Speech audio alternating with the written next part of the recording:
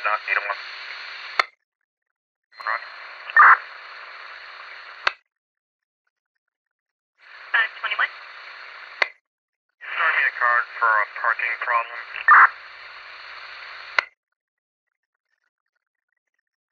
And for your 23. Yes, that's for I'll get a 28 from one truck when you're ready.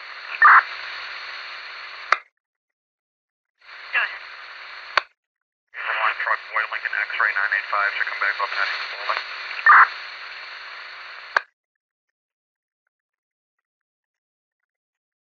So you're at 2000. Patrick Spalding. 10-4. If you can just put a little note on the log that I'm going to be leaving a note on his vehicle advising him to remove it.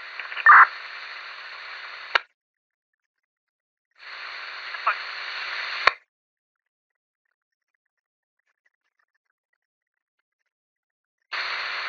Fuck.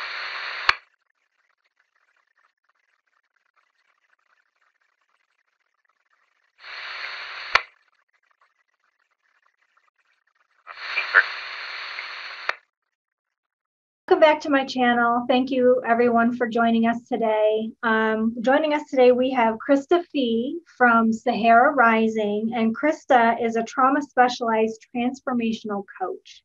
And she spends a lot of time working with people who have been abused and, are coming out of trauma situations. And, part of this series that we're really spending a lot of time talking about is the trauma that is associated with domestic abuse and domestic violence, because you can get out of the relationship, but you still go through years worth of trauma. And so my last abusive relationship was more than 20 years ago, and I had somebody yesterday trigger me with a comment that he made. And it literally broke me down. Like, I spent the entire day in tears, like questioning myself, questioning my sanity, questioning like whether I was doing good or right things, whether, I had behaved poorly. And it's something that regardless of how much we work on it, it's a continual battle. There will always be things that will come up that will cause triggers. And, we need to learn healthy ways to deal with these traumas that keep coming up for us. So like me, I used to be an alcoholic, and I used alcohol to deal and to cope with, with the feelings and the thoughts and everything that I had going on. And then when I gave up alcohol, I turned to meditation. And so now I use mindfulness and meditation to really try and help me to keep myself balanced and to keep myself focused. But sometimes, it took me talking to 3 different people for them to tell me, like, you are a good person. You did not deserve to be talked to that way. It was his trauma speaking. It wasn't you. And I know these things. Like, these are things that I know and I understand, but it still hurts. And it can still cause regression and, can cause repressed feelings to come up. So Krista, what I'd really love to talk to you about is, what are some ways that you help your clients with your transformational therapies to deal with the trauma? Because it's something, like I said, it's been more than 20 years for me, and I'm still dealing with the trauma. The things come up, a sight, a smell, a situation, a movie, things like that. They cause these triggered responses. So, what do you do with your clients to help deal with these traumatic experiences? You actually said a lot of that really well. And I find that a lot of my clients struggle to articulate that the repeating cycles and how you carry that blame and shame, even when you are completely aware that the fault doesn't lie with you. So I really appreciate the way that you actually package that all up. My approach personally is a little bit different because I don't come from one school of thought. I am trained in traditional Western psychology, but also a lot of the Eastern practices and shamanic practices as well. So I feel like the mind-body connection in a trauma scenario is extraordinarily important. So the traditional talk therapy is a big piece of it, but we can't just heal the mind. We have to heal the nervous system and the reactivity and the subconscious mind repressed belief systems that happen. Like the experiences that you've had have created a self-image for you in your subconscious that you may not even be aware of. And a part of you believes that you're at fault and that the things that that person said to you were true. It's all just been drilled into your subconscious. So even when your conscious mind rationally can look at that and say, this is not a reaction that makes sense. I shouldn't be feeling these emotions now. This should be healed. Like I've been through these processes. We have to go through the process of clearing out the subconscious as well. So I use NLP, neuro-linguistic programming, REBT, which is the rapid eye movement reprogramming, hypnotherapy, and movement therapy to release some of those deeply held sticky points. We'll just say that those memories and feelings and emotions that get trapped in the core of the body, not just in the mind. So when you're working with your clients, and it's interesting that you say that because I'm going through traditional talk therapy, I guess. You know, I see a therapist every week and she and I talk, and actually this week, she and I talked about a lot of pent up rage that I still have about things that happened to me. And because I don't want to be seen as like this, you know, awful, like horrible person, I repress the feelings whenever somebody triggers my rage, and I want to act out and I want to just like beat someone to a pulp because they're driving me crazy. You know, what are some ways that people could practice releasing some of these feelings, you know, whether it's rage or sadness or insecurity, anxiety. I know anxiety is a really, really big one. I have issues with anxiety, which is actually one of the reasons why I recently started speaking to a psychotherapist, particularly because of these. I spent a lot of time as a younger person being suffocated. And so wearing the mask, it causes me severe anxiety and panic attacks. But I have to wear it. It's something that I need to do in order to be, you know, a good person or, you know, a good Samaritan. And so, you know, wearing it triggers the PTSD and causes me to have these issues. So, you know, for anybody that's watching that isn't, you know, able to spend a significant amount of time with you, you know, what are some things that they could do to help work through some of the feelings that they have? You know, if so, say, you know, I'm out in public and I put on the mask and it's, you know, when I breathe in, when I'm wearing these regular masks, it like goes right up against my nose and I have a really hard time breathing. And so then I start to feel anxious and I'm like looking for the nearest exit where I can go, where no one's going to be, where I can take it off, where I can breathe. And like, you know, sometimes I'll sit with it and try really hard to breathe and work through it myself, but it still, you know, causes these, the panic attacks. And I end up breathing deeper and I end up breathing harder. And I end up, you know, to the point of almost hyperventilation. And then I'm like ripping it off and, you know, like trying really hard to catch my breath, and it makes it really difficult. So, you know, what are some things people could do in these situations where they feel the anxiety, they feel the terror, they feel, you know, the anger and the fear, that to help get rid of those feelings as quickly as possible and to center themselves and balance themselves and work on grounding themselves? That was perfect terminology. Again, I love that you're as in tune with yourself as you are. Centering, grounding, and reducing anxiety. That's obviously the objective here. And in our current situation, I work with like human trafficking victims specifically, and for them, oftentimes when you're in a situation where bondage is a common occurrence, where you literally have a hand over your face, these masks are a nightmare. They are so triggering. And I mean, I understand the necessity for it in public to some extent, but it is psychologically damaging to a lot of people. And I feel like you said, you don't want to feel like a bad person for not following the rules. And that puts the guilt and the shame back into the equation for you. So not only are yourself and many of my clients dealing with something that's triggering and downright scary, you're also dealing with that trigger of, it's my fault and I shouldn't feel like this and I should just be okay. But you're not okay. You're in a process of healing, and accepting that you're in a process of healing is part of the journey.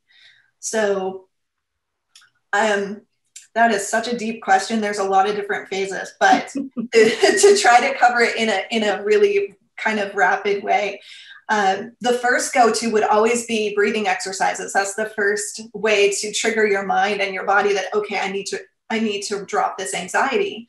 But in this situation, going to your calming breathing isn't actually as helpful as it should be. So as you said, trying to find a space where you can be alone and take the mask off, especially if you can just be in your car for a second, take it off, and go into your week. My preferred for people that I don't have a lot of time with is an asymmetric breathing practice. That is, you just take a nice slow deep breath in, 4 to 6 counts. But when you do your exhalation is slow and counted to be longer than your inhalation. And that creates a calming sensation for your nervous system, which allows your mind to calm down too. And it takes 10 breaths minimum for most people to actually feel the effect of that. But that requires you to actually be able to get away from the situation.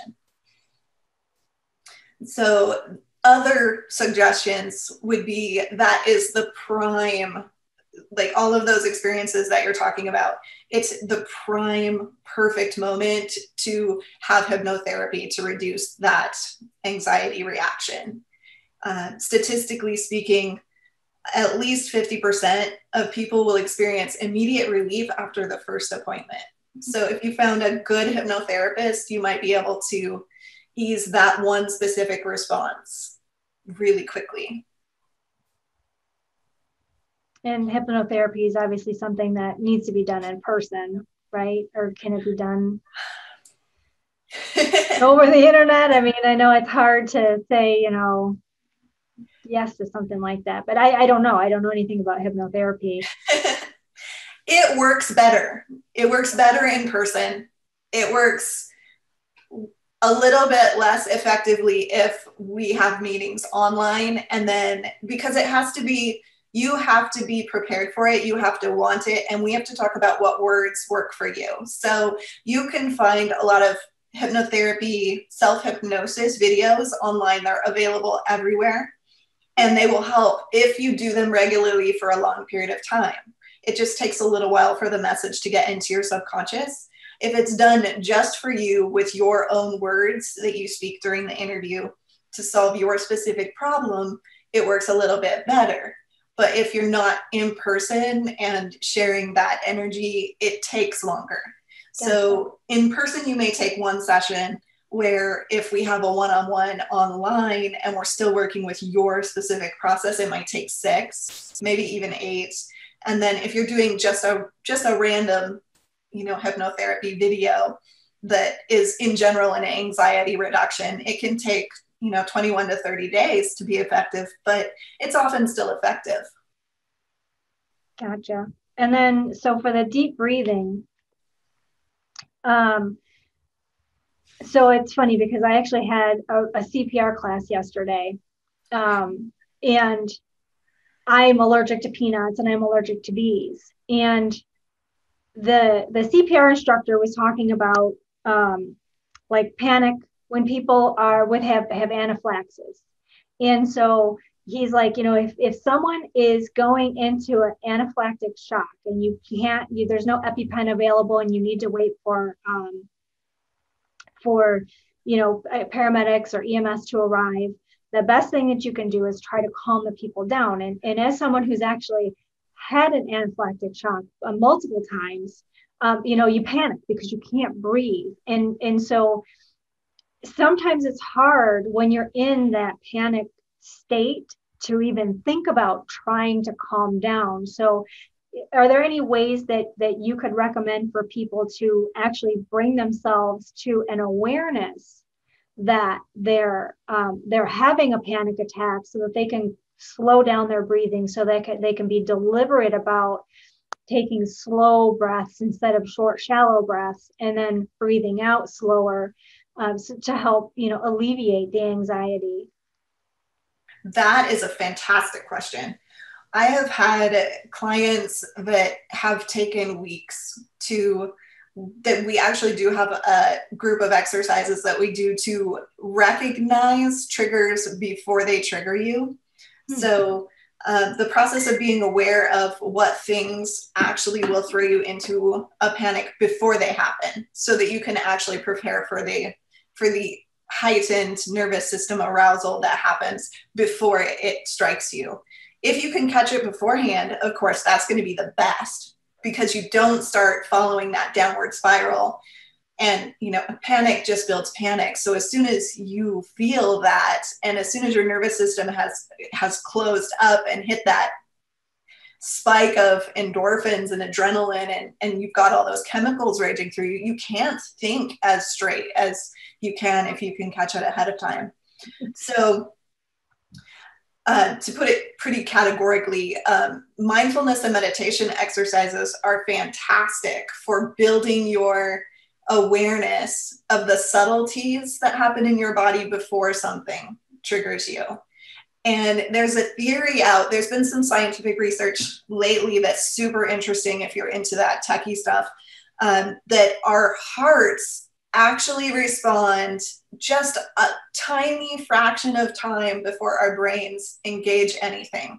So if we can catch our heart rhythm shift before the panic hits, because it's the chemicals in the brain that cause the problem. So if we catch it when the heart notices it, instead of when the brain notices it, we have a very short window of time to stop the entire reaction from occurring.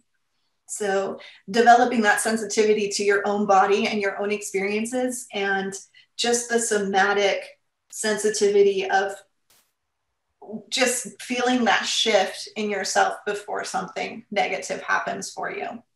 Yeah. So it's interesting because I've been allergic to bees for a long time, and I say recently, but it's actually been about a little longer than 10 years. That I became allergic to peanuts. And when I recognized immediately, because I've had the anaphylactic reactions to bees, that as soon as I recognized, like, I had peanuts and then I started to feel the sensations, I knew immediately what was happening.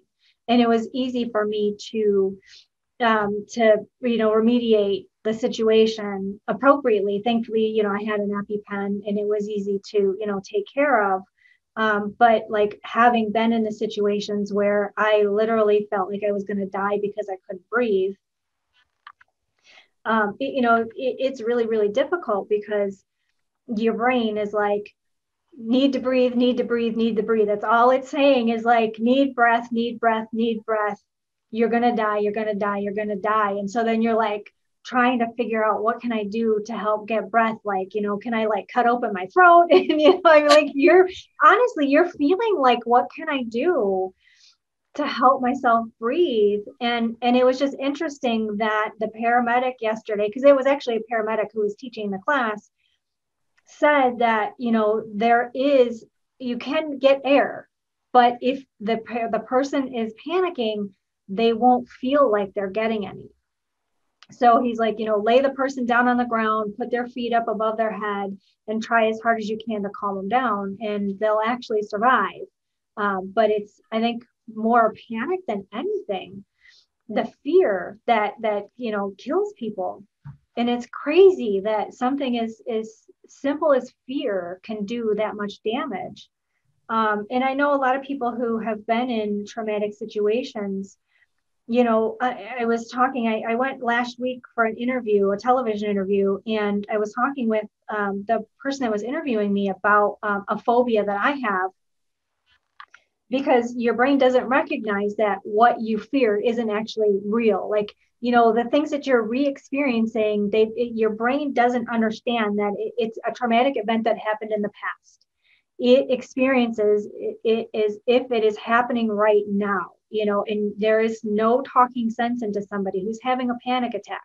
You can't tell them it's not real, it doesn't exist, because in their mind, it really does. And your brain doesn't understand that it's not really happening. And so this phobia that I have is, when I was 4 years old, I saw the movie Alien. And you try rationalizing with a 4-year-old and telling them that that movie isn't real. That you can't rationalize to a 4-year-old that what they're seeing isn't something that truly exists. And so, because that movie was so popular and they've made so many remakes and so many reboots and everything, every time that I see a commercial or a poster, or I'm a huge comic fan, so I go to Comic Cons, and so walking down the aisles and they've got all the collectibles, and you'll see like the all the dolls and stuff like that.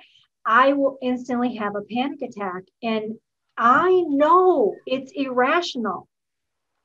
My 40-something-year-old brain says, what the hell is wrong with you? Why are you reacting like this? But my 4-year-old brain is saying, oh my God, this is horrible. This is the most horrifying thing I've ever thought about or seen or experienced in my life. And the 4-year-old takes over. So it's, it can be really, really difficult to try and deal with these thoughts and feelings, because, it's really, really difficult to get over them. And so, as a transformational specialist, how do you help your clients like work through these traumas besides hypnotherapy, which I'm it's kind of been a theme in the last couple of weeks. I keep hearing hypnotherapy, and I'm thinking maybe I should go and see a hypnotherapist about, because a lot of people are saying you should just do the immersion therapy and watch the movie, and you'll realize that it's really not as traumatic as you think it is, and the same thing with the masks, just keep wearing it and eventually it won't bother you anymore. Well, I've been wearing this damn thing for 6 months and it still bothers me. I've been seeing a therapist for the last couple months and it still bothers me. So, what can people do, that you work with to help them work through the trauma and come out, a little more healed? Because again, there's so many different traumas and so many different repressed memories and so many different things that we have to work through. Everything that we work through, every single little situation that we work through, we heal a little bit. We may never be completely healed, but we're on the journey, the healing journey. Ooh, okay, that is a big one. Hypnotherapy is an excellent thing for that particular problem. And mostly you're hearing that because everything you're saying right now is so funny. You are like in the perfect position of your healing to take that step. That's probably why everyone's like in your face right now going, okay, this is the next thing for you, because you're in that rage phase. You're through a lot of the processing and the reintegration of a lot of the traumas that have happened to you. So, and when I say small thing, I don't actually mean small thing. Right now you're dealing with things that are what most people would consider less traumatic. But to your 4-year-old mind, up until the time we're about 8 or 9, depending on our maturity level, our brains are completely in subconscious mode. Everything we experience during those years, those formative years, is literally going right into our subconscious. We're learning and experiencing as much as we can. So that fear is buried in your amygdala, and your amygdala says that is something that's very, very dangerous and we need to protect ourselves from it. So it doesn't matter what that thing is. Like some people are afraid of chihuahuas, or, you know, they have a bad experience with a dog when they're a child, or a bunny. It could be something as harmless as a bunny. But if we had a scary moment that happened in concurrence, our amygdala response is not intelligent. It recognizes situational fear and it goes, this is a bad thing. And anything that was in the periphery of that world at that time can be a trigger for us. So we can have, like, to our core fears that don't make sense to us because they really are irrational. Mm-hmm. But our cellular structure, our nervous system, our body is convinced that it's a saber-toothed tiger and we need to run for our lives. So the response is going to be the same. You're going to be full on panic mode. Like, you've got to protect yourself. So you've got to retrain that part of your brain that has this terrible negative bias, and it loves to grab onto the negative things, the scary things, and protect itself. So it takes a lot of positive experiences with the thing or with exposure to the thing, as you're talking about exposure therapy, to retrain the brain that it is okay, that, oh my gosh, I saw this thing and nothing bad happened. So you might have to have 20 experiences that prove to be safe, and consciously, like, focusing on, I am in the presence of this thing and I am safe. So really focusing in to your subconscious with the right kind of statements that I am safe, this is okay, this particular thing is not dangerous, and actually on purpose telling your subconscious that this is not a dangerous thing. So exposure therapy, seeing the thing and being afraid of it, is not helping you. Like, you're just reinforcing that you should be afraid of it because you just ran. Like, you reacted to the stimuli and you reinforced that it's supposed to be scary, instead of confronting it and saying, wait, this is okay. Even though your body is responding like crazy, you have to create a positive experience with the thing that proves it's not scary, that proves it's not dangerous. So that would be how exposure therapy could help. Another thing that possibly could work in your particular situation is parts integration work. And I only say that because you mentioned the separation of the child you and the adult you, and you're recognizing that there is a separation there. So I would take that as an indicator that you have, in your personality, you have separated the identities. So without knowing you better and being deep in work with you, I would say parts therapy and integration work might also be a possibility for you. I do a lot of parts work with my therapist. Yeah. Yeah. And because of, the traumatic experience that I had, particularly being abused as a child, I became a people pleaser and, an overachiever, which I felt, if I did everything right, if I did everything perfect, if everything was good, then I wouldn't get hit or I wouldn't get yelled at or whatever. And no matter how hard I worked or how good I did, it still wasn't enough. So that became a huge problem. But I know a lot of people, and it's interesting that you said that for children up until the age of 8, a lot of their experiences go directly into their subconscious. And so I know a lot of children who are abused as children end up with severe issues because of that specific thing. And a lot of the traumatic events that happen to them, like for me, I repressed a lot of it. I repressed so much, and honestly, to the point where I can't remember half my childhood. And so working with a therapist, I'm working through trying to dig up a lot of this stuff, even though my brain's like, no, we don't want to dig it up. One of the things that you actually work with your clients on is through the transformational therapy. You have listed on your website, like living in bliss. And so I really love the idea of that because, I'm trying to attain bliss, right? Like I'm trying to work on myself and work on all these things. And I know that it can seem really, really daunting for someone who's had a lot of traumatic experiences, whether it was through sexual abuse or physical abuse or emotional abuse, that they really don't see that that could potentially be a possibility for them at all in their life. So how do you work with your clients when it comes to that, like getting them to understand that, you know, there is the possibility for a truly blissful life after, you know, a traumatic experience? The most important phase in the pursuit of bliss, and I will caveat that with saying the ultimate pursuit of bliss is not pursuing bliss. Like when we seek it is not when we're going to find it. Right. But what holds people who have experienced trauma back from being able to be present in the now and experience life as it truly is in any given moment is the obsession with what's happened in the past and how we identify ourselves based on our past experiences and our fears and hopes and dreams for the future.